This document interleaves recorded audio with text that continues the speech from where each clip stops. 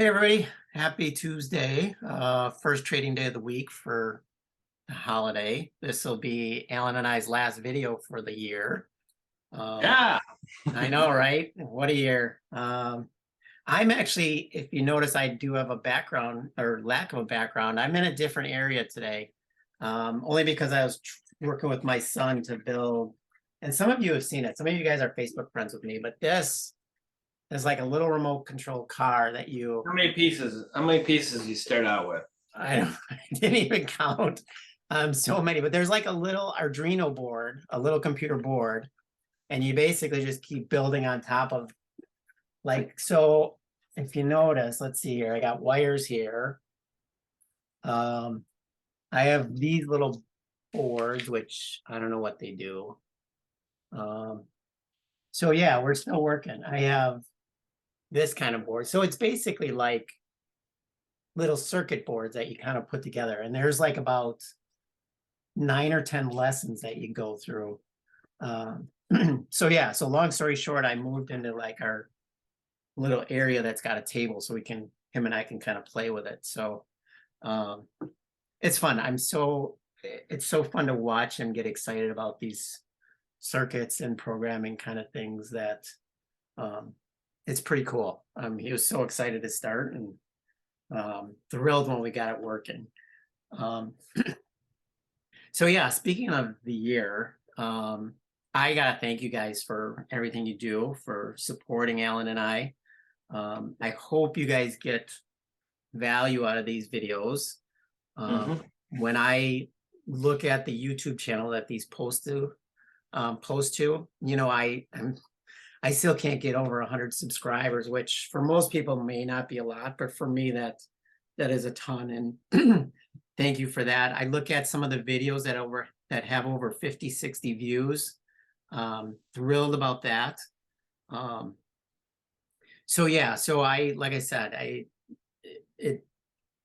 I'm just so grateful that you guys are here with us. Hopefully, some of the things that Alan has built over the years as far as trading goes has kind of rubbed off on you.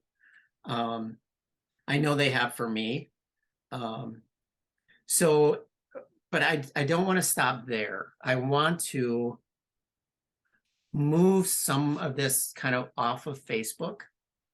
We have a website that we're building from the scratch up or from the bottom up. And I kind of would like your input as far as what you think that website should convey. I mean, what benefits will you get out of this website? One thing that I have in mind, and let me share this. So if you go into Facebook, go into our group and search for Alanisms.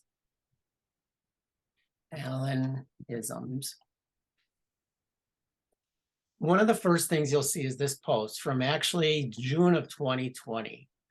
And this, and I wish I could zoom, but I don't have my Apple keyboard. Just a couple of things that Alan trades by: the 5-minute rule, the 10 a.m. reversal time. And I'll show you today. I was in 2 trades today. I was short Google and I was short Tesla. And I'll show you this 10 a.m. reversal time. The 20 SMA, Friday's a red day, follow the DAX. So I want to kind of move this stuff over to that new website, and maybe some short videos that kind of go through and explain it in a little more detail. So yeah, so I mentioned 2 trades today. The first one was Tesla, and I trade fairly early and fairly quickly.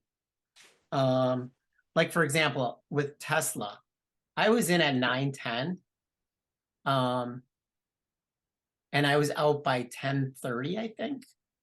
What I did with Tesla, I saw from the 5-minute app that it triggered here. I waited for these green candles. I think this green candle. And then I shorted.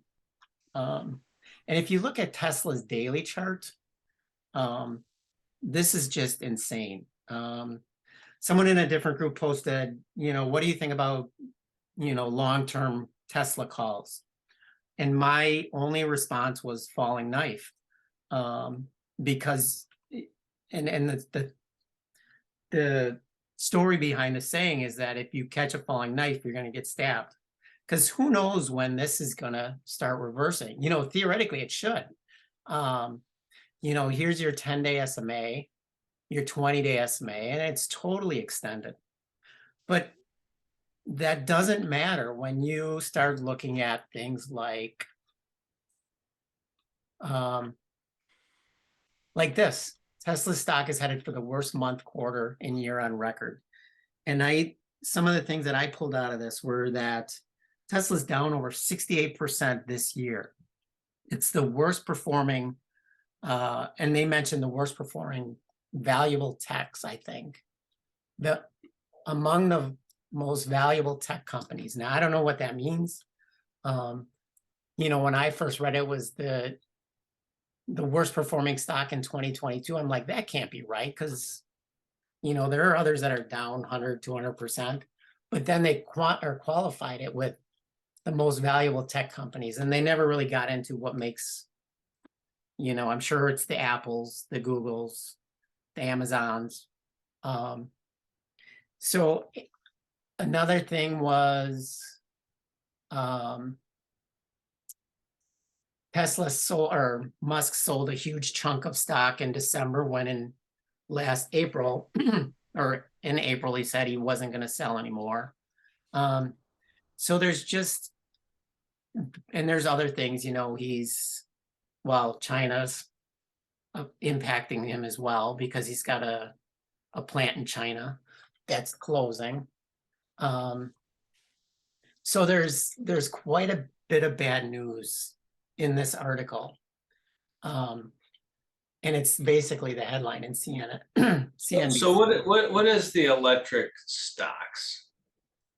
So as far as LCID, I mean, that thing's been in a free for all. I told everybody about shorting it. there's another one, Hashtag Raja RIVN. in $200,000 a month on LCID. Look at it in just in the last month.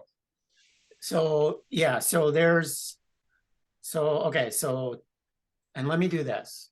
Yeah, RIVN's doing the same thing. RIVN's another one.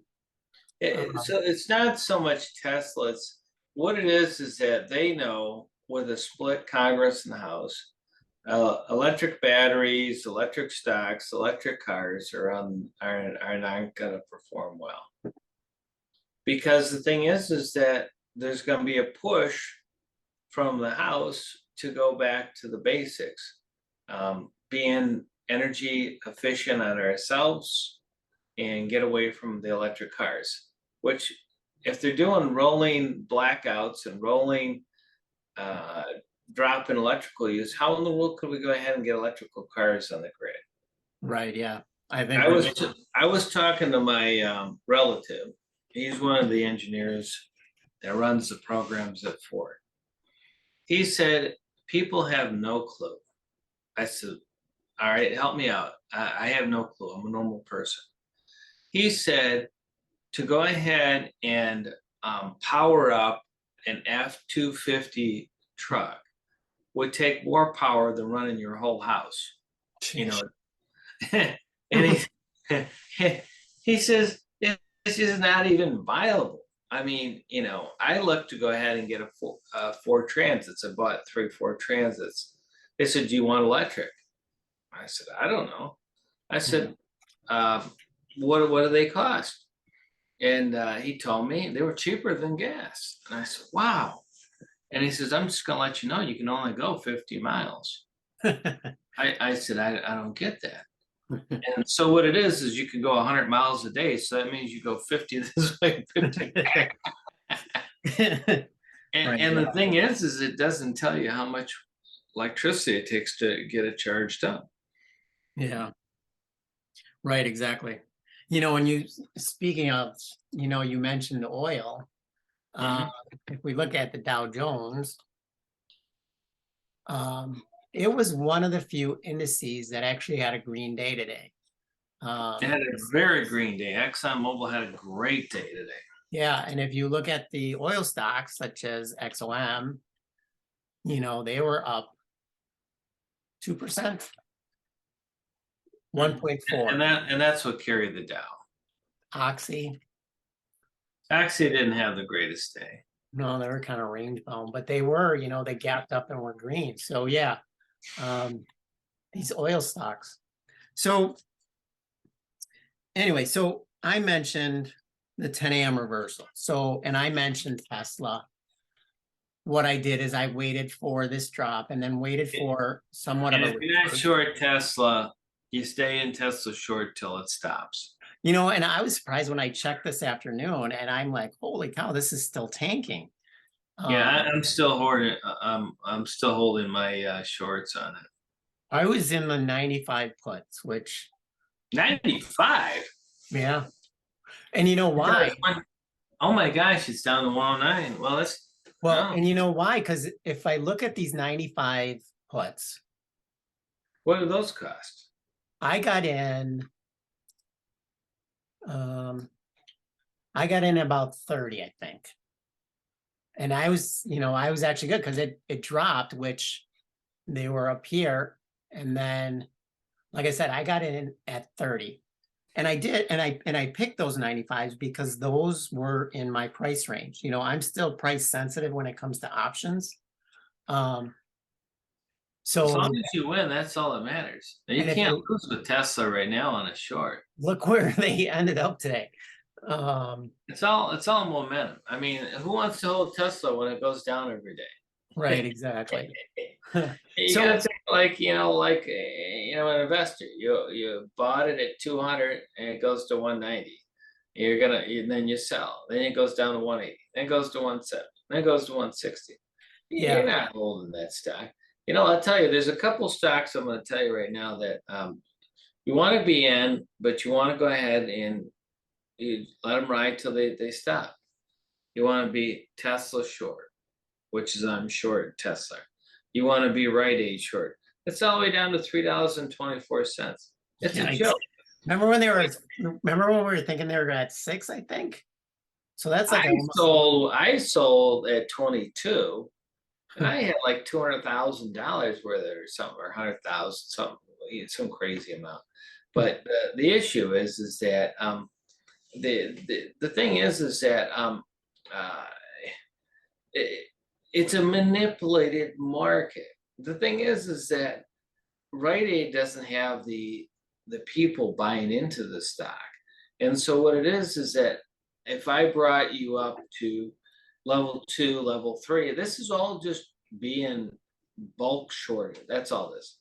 LCID, Tesla, Rite Aid, and even right now you should be short Google. I mean, Google is the lowest numbers I think I've seen it in 5 years. well, and you know why? Because their revenue is based on advertising, and what happens when the economy starts to fall? You know, you cut your advertising. Well, first of all, stocks are 6 months out, so the revenue is still good. The problem is that people expect it to drop in 6 months. So I learned this way back when I started in this game. Stocks aren't traded on today; they're traded on the future. So what it is that where people see the future to be in 6 months is what they're trading today. That's how it works. Yeah, which is negative, and same for Tesla. You know, these electric cars. Nobody can afford it.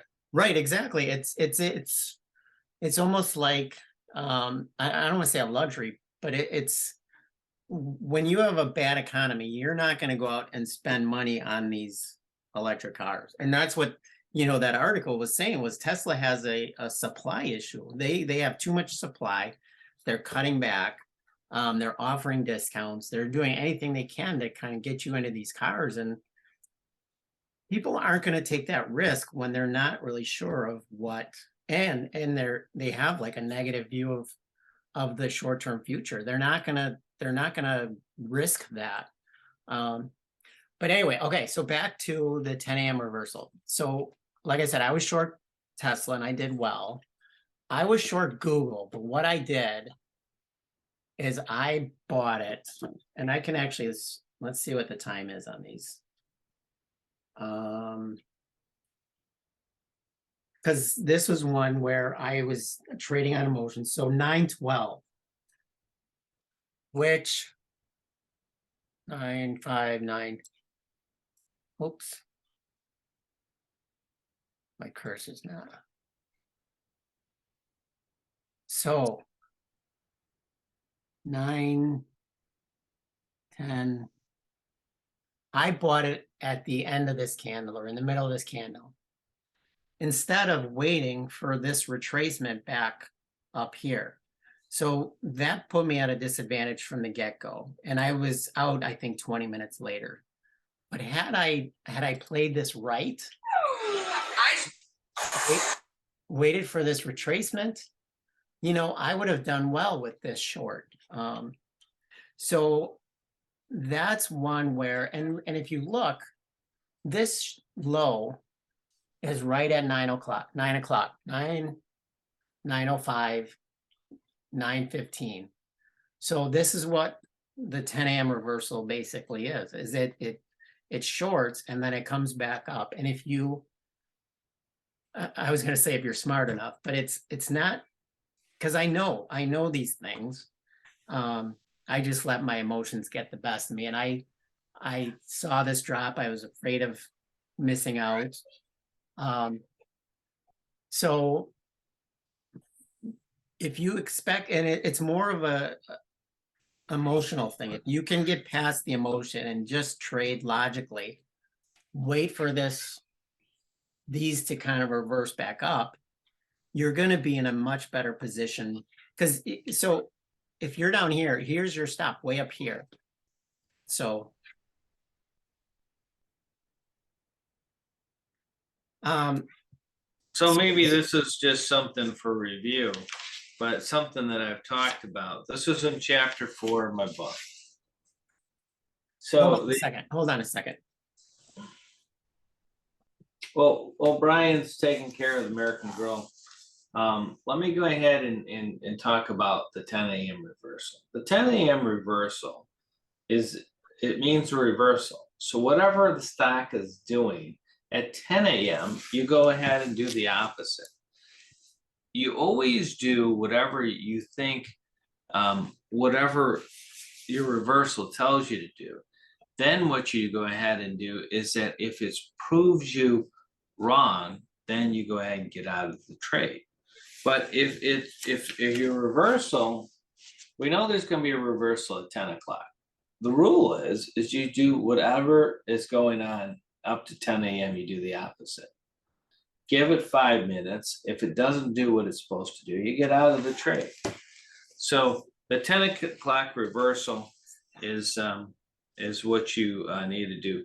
Generally speaking, you got many reversals, but the 10 o'clock reversal is huge. The 11 o'clock reversal is huge. And then the thing is basically you don't have any reversals again to about 3 o'clock. Would you concur, Brian? Yeah, definitely. Because, we saw with Tesla, I think after one, it basically fell off the cliff of the earth. I mean, it totally tanked. It was. It's a 90%. It's a 90% rule. You got to go ahead and take it because it's a 90%. Anything that's 90%, you got to take. Yeah, and I'd like to get out before 11 Eastern, because during that time they either tend to reverse or they tend to kind of chop around. And when you're playing weekly options where you don't have a lot of time, those options basically just decay. If you have a stock that's flatlining, your option is going to lose money because what you're losing is time. So yeah, I mean, that morning period, and then the 1 to 3 or 1 to 4 in the afternoon where it's kind of keeping with that trend. So Exactly. yeah. And, and it's funny because like I said, and I'm hoping that these concepts kind of rub off to everybody. The thing is you have to get out of your emotions. And that's the part that I'm working on getting better at. Let it reverse, look for a better position kind of. So yeah, so learn from my mistakes, I guess. So according to the app today, you had American Express. You should have went ahead and bought. Oh, there you go. I was And gonna say that's not even on my list. American Express was a short. Google was a short. MU was a call. RAD was a put, and ExxonMobil was a call. ExxonMobil was a call at 11:40. So I mean that was just basically that's what drove the market. But the reason I say this, and Brian say this, is that you've succeeded in what you do, that when basically nobody knows if you win or lose for the day, because you don't base your trades on anything but your rules. All you can do is follow the rules. You follow the rules and it wins, then the thing is that that's what's supposed to happen. If you follow the rules, then you get out of the trade. So basically, it's all about the rules and taking emotions out of it. Yep, exactly. And I have 12 on my list, and the only green ones were Cliff and XOM today. So yeah, Cliff had a good day. It was a good day for Cliff. I didn't really see much out there that really had a good day. What's going on, and I'm kind of mystified by this, because I don't know if I've ever really seen anything quite like this myself, is that basically nobody's buying stocks. They're all selling. It's all sellers. right, yeah. It's very unusual because the last 2 weeks of the year are usually good weeks. So what happens a lot, let me just explain a little bit. People want to look like they're geniuses playing stocks. So what they do is that at their end of the year on their books, they want to show that they have the winners. Hey, I know what I'm doing. I'm a good trader. Look what I have. These are all good stocks. The thing is that right now there's really no good stocks because basically most of your stocks have dropped a high percentage. And if you in the Nasdaq, I mean, you're at a 33 to a 40% drop in your revenue. I mean, it's not been a good year for the Nasdaq. So the issue is that what they're doing is rebalancing their books. Anything that's a dog like Rite Aid, they don't want to list on their books because that makes them look like a loser. So the thing is that they want to have the ones that are the dogs not on it. And what will happen is very interesting is the second week in January, they'll buy the dogs because they know they're dogs and they should go up. But they don't want them at the end of the year. They want to get out of them because they don't want to show their stockholders that they're buying. So that's how it works. Yeah, I mean, imagine so like you're part of this mutual fund, and your mutual fund basically at the end of the year reports what they hold, and they go and they report Tesla. So when you get your statement, you're saying you're in Tesla, it's down 68% this year. Why? And that's when you go looking for. And you want me to invest money with you? Right. That's when you go looking for other brokers. Yeah. Yeah. So they get rid of the dogs. So anything that's a dog, you want to be short to the end of the year. Right. Yeah. And then after the end of the year, those dogs are going to go ahead and turn into amazing plays because they're dogs and they're going to go up. Yeah. Right. Exactly. So Yeah. Excellent, Brian. Well, I hope you have a happy new year. I hope Definitely. it's amazing. Look to me go live. I'm not going to tell you where I'm going to be, but I'll look to go live. Yeah, maybe you should put a contest to see who, and you can't give it away because as soon as you I post can't something, give it away. but like have a contest, be like, guess where Alan is, and try to, because most of the things of where you're going kind of are going to give it away. So you got to find some obscure background so they don't really get it right away. So Yeah, I've never done this in my lifetime ever. 60 years old, never done it in my life. So I'm excited. So be unique. Every New Year's, I try to do something different, be somewhere different, and usually stay local and may not. So yeah, we're definitely yeah. at home with the kids, having them stay up till midnight if they can. So yeah. Next. Okay, doke. All Well, right. thank you, everybody. All right. Well, see ya. Have a happy new year. Yep, and we'll see you next week. All Early in right. the week and get going. So bye, everybody. All right.